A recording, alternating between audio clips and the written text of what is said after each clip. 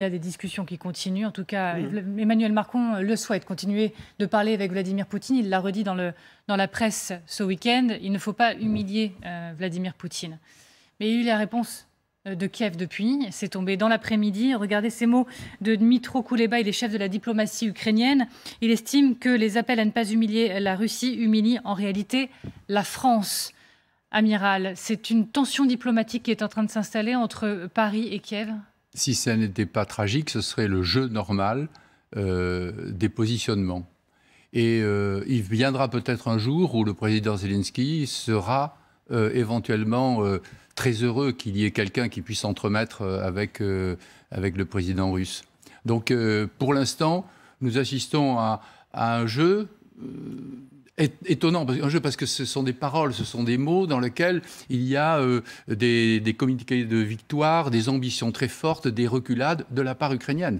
Les Russes, vous ne les entendez pas reculer. Ils sont aussi, enfin, monstrueusement, ils ont des mensonges monstrueux, ils ont de très grosses difficultés, mais eux ne bougent pas. Donc les négociations me paraissent lointaines, comme l'a dit M. Hesbourg, mais me paraissent très lointaines actuellement, car il n'y en a toujours qu'un qui éventuellement pourrait aborder le sujet, même si ce sera très difficile en interne, et ça je rejoins tout à fait ce qui a été dit, c'est que le rôle, la tâche du président Zelensky est extraordinairement difficile, parce qu'il n'était pas en très bonne position politique avant le conflit, donc il y a des oppositions internes qui bien sûr ont un peu été gommées par l'espèce d'esprit de corps extraordinaire du peuple ukrainien, mais lorsqu'il s'agira de négocier, ça sera extraordinairement difficile. Et là, véritablement, comment ça va se passer? Et à ce moment-là, les Russes pourront éventuellement utiliser cette fragilité, cette faiblesse interne pour avancer leur pion. Il faudra vraiment que l'Ukraine et que les Ukrainiens restent extraordinairement soudés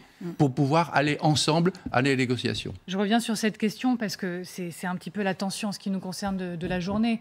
Emmanuel Macron dit, ben voilà, vous voyez les mots, il ne faut pas humilier la Russie pour que le jour où les combats cesseront, nous puissions bâtir un chemin de sortie par les voies diplomatiques. Il a toujours entretenu cette discussion. Réponse de Kiev, des Ukrainiens, mais c'était là juste avant l'émission. C'est la France qui s'humilie en refusant, en disant on ne veut pas humilier Vladimir Poutine. Est-ce que vous le ressentez, vous, comme ça d'ailleurs? Est-ce que vous diriez la même chose? Je dirais la même chose et j'attire l'attention sur... Je n'arrive pas à comprendre pourquoi on s'attache à ce mot d'humiliation. Je rappelle qu'on parle d'un pays qui a envahi un autre qui ne lui a rien fait, qui a jeté hors de leur domicile plus de 8 millions de personnes selon les statistiques officielles, donc ça veut dire qu'il y en a sans doute plus, qui a détruit les villes entières, qui a causé des souffrances indicibles. Je pense que personne n'a davantage humilié son pays et l'a mis au banc de la société que le président russe lui-même. Donc je n'arrive pas à comprendre. Mais vous ne comprenez pas que la France utilise ce mot-là? Vous ne comprenez pas que Emmanuel Macron dise qu'il ne faut pas humilier Vladimir Poutine? C'est le mot humiliation qui me paraît totalement déplacé. Mais si je puis me permettre, vous semblez même en colère en fait. Ça vous met en colère? Je trouve que cela veut dire qu'on ne prend pas en compte les souffrances des Ukrainiens. C'est-à-dire qu'on pense au sentiment d'humiliation que pourrait ressentir la Russie, mais dans ce cas-là, on ne pense pas du tout à la victime. Et donc pour moi, c'est plus l'humiliation pour la victime que pour la France. Et est-ce que vous dites qu'à force, parce que c'est ce qu'on ressent par... les mots de la diplomatie ukrainienne ces dernières heures, est-ce que vous dites que si Emmanuel Macron continue comme ça, oui, tension diplomatique entre France et Ukraine, il doit y avoir, parce qu'il faut que ça s'arrête? Non, parce que l'Ukraine est quand même parfaitement dépendante de l'aide européenne, de l'aide française. Donc il y a quand même cette amertume, si j'ose dire, de la part des Ukrainiens. Il n'y aura pas, à mon avis, de rupture ou de clash, mais les Ukrainiens se devaient de répondre. Et je pense que le ministre des Affaires étrangères a répondu effectivement très rapidement, mais ça correspond tout à fait au sentiment en Ukraine. Et fortement aussi, enfin, on le prend un peu comme ça, la France s'humilie, dit Kiev aujourd'hui. Alors oui, je dis la même chose, et c'est méconnaître l'histoire des 30 dernières années de continuer à parler incessamment de cette humiliation de Poutine. Je vais vous rappeler que pour les années 90, l'Union européenne a fait des ouvertures vers la Russie avec le partenariat de coopération, avec l'accord de partenariat et de coopération entre l'Union européenne et la Russie, dans lequel on a accordé à la Russie 2 réunions au sommet par an. C'est le seul pays, à part pendant un court moment les États-Unis, qui a eu cet honneur. Pourquoi? Parce que la Russie est importante. L'OTAN, la Russie a été le premier pays à rejoindre le partenariat pour la paix entre l'OTAN et la Russie. 2002, Vladimir Poutine lui-même signe la déclaration de Rome entre l'OTAN et la Russie pour réfléchir à une nouvelle architecture de sécurité européenne. Chaque fois que la Russie a envahi un de ses voisins, L'Occident a finalement fini par dire « Ok, c'est bon, aujourd'hui la Russie occupe 20% du territoire géorgien ». Après l'invasion de la Crimée, enfin l'annexion de la Crimée et l'invasion du Donbass, le président Macron a invité Poutine au Palais des Glaces à Versailles. Quel est ce président qu'on humilie sans arrêt quand on invite partout?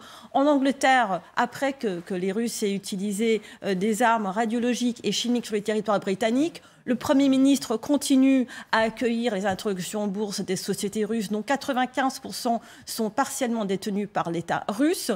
On élève un ancien agent du KGB, Lord Lebedev de Hampton et Sibérie.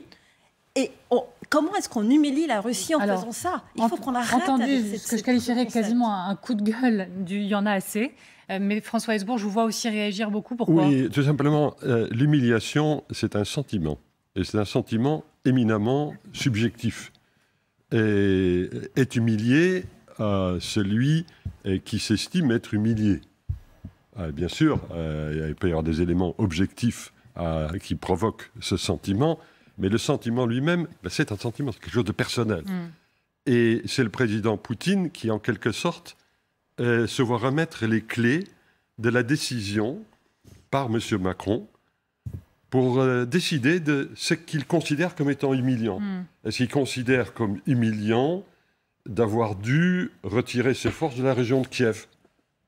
Est-ce qu'il considère que c'est humiliant que ses soldats aient été pris sur le fait en train de se livrer à des crimes contre l'humanité d'une abomination complète? Est-ce qu'il considère comme une humiliation le fait qu'il a tellement foutu la trouille aux Finlandais et aux Suédois que ces pays qui n'avaient jusque-là nulle envie de rentrer dans l'OTAN, ils sont